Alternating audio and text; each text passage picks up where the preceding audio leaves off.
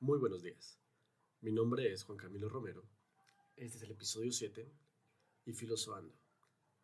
Filosofando porque después de el interesantísimo episodio sobre Pitágoras que tuvimos con la presencia de mi invitado especial, podemos saltar a el siguiente gran paso en esta historia de filosofía griega presocrática,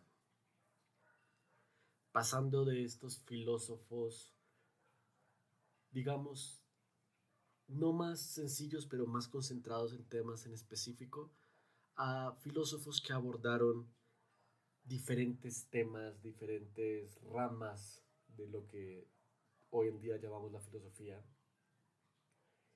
y que movieron toda la disciplina a un nuevo nivel que será tomado y trabajado por los famosos que conocemos en Sócrates, Platón, Aristóteles, consecuentemente. Y en este caso comenzaremos este salto con quien habría sido maestro posiblemente de Platón y contemporáneo de Sócrates, el filósofo conocido como Heráclito. Heráclito, quien también es conocido como el maestro oscuro o el filósofo oscuro por su dificultad de lectura. Heráclito, se dice, era abiertamente difícil de entender. Es decir, él no buscaba enseñar a todo el mundo, sino explorar sus ideas y dejarlas a disposición de quien fuera capaz de entenderlas. Su única obra escrita sobre la naturaleza dice en las historias que fue dejada por él mismo en el templo de Artemisa, bajo la condición de que solo fuera leído por las mentes más brillantes. Esto nos puede dar una posición bastante clara de quién era este filósofo, de cómo aproximaba él el arte de enseñar. Heráclito nacería en Efeso, una población de la antigua Grecia localizada en el punto medio entre Oriente y Occidente, siguiendo esta tesis que he propuesto en el pasado de que estas grandes mentes nacen y se desarrollan en puntos de sincretismo y de mezclas culturales. Heráclito sería hijo y heredero de príncipes sacerdotes, por lo cual era el siguiente en línea para ser el siguiente gobernador de Efesos. Pero se menciona en la historia que renunciaría a esta herencia a favor de una vida de contemplar y de trabajar sus ideas. Claro que esto no significa que se haya alejado completamente de la política. De hecho, es el primero de estos filósofos griegos, ya que con Siddhartha y con Lao Tzu sí vimos esta aproximación, que trataría temas políticos, de los cuales no me voy a ir mucho, ya que no me parece el fuerte de este pensador, pero que se reducen en básicamente el humano no es muy bueno gobernándose y viendo por su interés propio, ¿no? Se siente un poco más a favor de la aristocracia que a la democracia, y lo que sí es un fuerte creyente de la ley, de la importancia normativa de la ley y de el beneficio para los humanos de tener reglas universales indiscutibles. Recordemos esta idea de las leyes universales para un poquito más adelante en este episodio. Heráclito suele ser conocido por una de dos ideas principales, su teoría del flujo y su teoría del fuego. Vamos a comenzar con la teoría del fuego, pasaremos a la de flujo y relacionaremos las dos.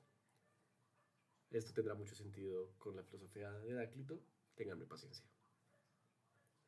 Como recordarán, hemos pasado por muchos filósofos monistas, es decir, estos filósofos creyentes y defensores de una esencia primordial del universo. Tales de Mileto decía que era el agua, Anaximandro hablaba del apeirón, Pitágoras hablaba del número como tal. Heráclito habla del fuego como el elemento fundamental y esencial del cual se deriva el universo. Ahora, la interpretación básica y, en mi opinión, errónea, es decir, vale, todo es fuego, todo sale del fuego y todo es el devenir del fuego, un poquito como decíamos con tales que, bueno, todo tiene humedad, de la humedad nace el hombre produce más humedad, del agua crecen plantas, las plantas producen agua, las que viven los animales, etcétera. Pero realmente este no es el caso con Heráclito. Para comenzar a explicar su idea, voy a recurrir a esta figura, a esta imagen que si alguna vez estudiaste Heráclito en filosofía, seguro te la mencionaron y es, imagínate que te paras en un río. El río fluye bajo tus pies. En algún momento, preguntaría Heráclito, ¿estás parado sobre el mismo río? El río que está en constante flujo, que sus aguas recorren sin parar, nunca es el mismo río. Y al tú entrar en él, nunca estás dentro del mismo río. Estás dentro de un cambio constante. Y esta es la figura esencial para Heráclito. El cambio o el flujo. Él consideraba que el mundo está compuesto de constantes opuestos. Bien y mal, seco, húmedo, como varios de los filósofos anteriores que hemos visto. Pero lo que es constante y eterno es el cambio. El universo es el río, cuyo principio es su propio fin, y constantemente está en un devenir. Y este devenir de las cosas es la naturaleza pura del mundo. Y aquí es donde entra la figura del fuego. El fuego, cuando Heráclito lo observa, es un elemento que siempre se está moviendo, siempre está cambiando. La flama que se ve nunca es la misma, nunca está quieta. De hecho, el fuego se destruye a sí mismo constantemente, pero su propia destrucción de sí misma genera el nuevo fuego. Esto es lo que Heráclito llamaría el devenir.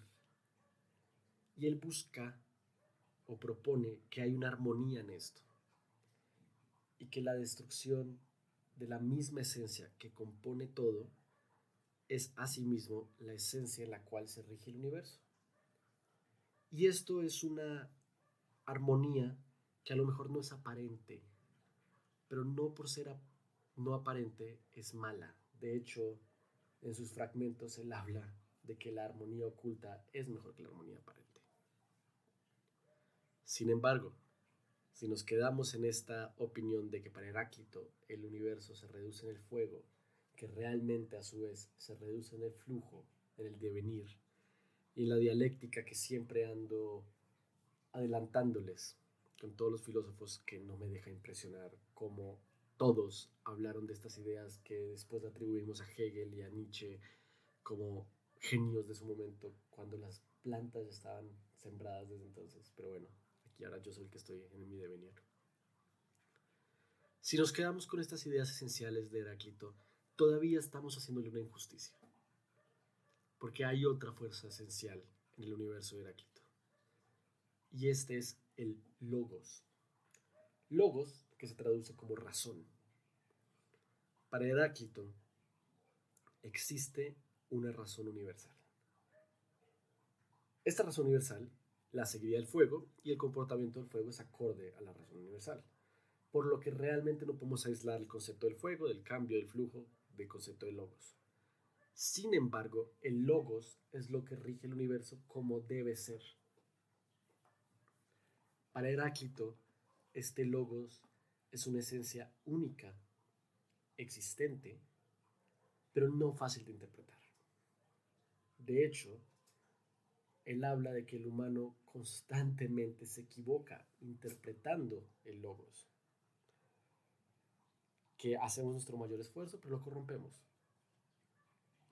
Y que aunque nos comportemos buscando nuestra mejor forma de ser, difícilmente podemos asegurar que esto sea consistente con lo que el logos esperaría que hiciéramos. Ahora, esto abre una puerta muy interesante. Como les mencionaba, Heráclito no solo se pregunta de qué está hecho el mundo. Si el mundo está hecho de flujo, de fuego, que sigue la teoría del logos, Heráclito se pregunta cómo entendemos el logos. Heráclito entra al divertidísimo mundo de la epistemología. La epistemología, si lo han olvidado en nuestro primer episodio, es la rama de la filosofía que se enfoca en cómo sabemos lo que sabemos, de dónde proviene el conocimiento y cómo podemos interpretar nosotros lo que entendemos de él. Heráclito no solo es supremamente avanzado al cuestionar nociones epistemológicas, sino que él mismo propone las dos grandes escuelas de epistemología que estaríamos estudiando dentro de siglos después. Heráclito habla de dos maneras de conocer el universo. La manera a través del logos y la manera a través de los sentidos. Él tiene una preferencia evidente hacia el logos, hacia la interpretación racional del universo, entender el cambio, vivir con el cambio, adoptar el cambio en nuestra filosofía. Pero también habla de el conocimiento del universo a través de los sentidos, lo que vemos, lo que escuchamos, lo que sentimos. Es decir, Heráclito, en un nivel muy primitivo, propone el racionalismo y el empirismo, filosofías que después estaremos explorando a gran profundidad a través de figuras como John Locke y René Descartes, Spinoza, Hume.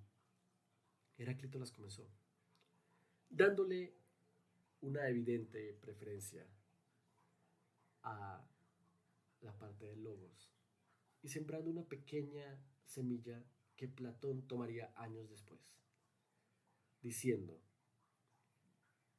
cuando le damos un significado a algo, estamos haciendo un pequeño falto de servicio ante lo que realmente es aquello que estamos nombrando. Es decir, si yo tengo frente a mí una taza de café y yo hablo de esta taza de café, al nombrarla la limito, porque como nos propone la teoría del flujo, según Heráclito, mi taza de café no solo es mi taza de café, es lo que fue y lo que va a seguir siendo y lo que será después. Y como el universo es uno, que se crea y se destruye a sí mismo, y es un devenir contradictorio, mi taza de café también es todo aquello que no es una taza de café. Pero cuando yo la nombro, la reduzco en un momento en el tiempo. Y esa es mi interpretación de la taza de café. En esta pequeña idea, no solo tenemos lo que después se volvería el mundo de las ideas de Platón, sino que entramos a una rama de la filosofía que a mí particularmente me apasiona, como no tienen una idea. Y esto es la filosofía del lenguaje. No se preocupen, no llegaremos a esto dentro de muchos episodios, pero vale la pena pensarlo, ¿no? Si el mundo es un constante flujo, las cosas están cambiando, ¿cómo puedo yo definir algo? ¿Cómo puedo yo ver mi gato y decir esto es un gato? ¿Mi gato es el mismo gato que el gato que definí cuando usé la palabra gato? ¿O es una especie ligeramente diferente, ligeramente más vieja, miligramos más pesada, más descansada? Su proporción de energía, de azúcares, de pelo, de grasa, ¿es exactamente la misma a cuando lo nombré?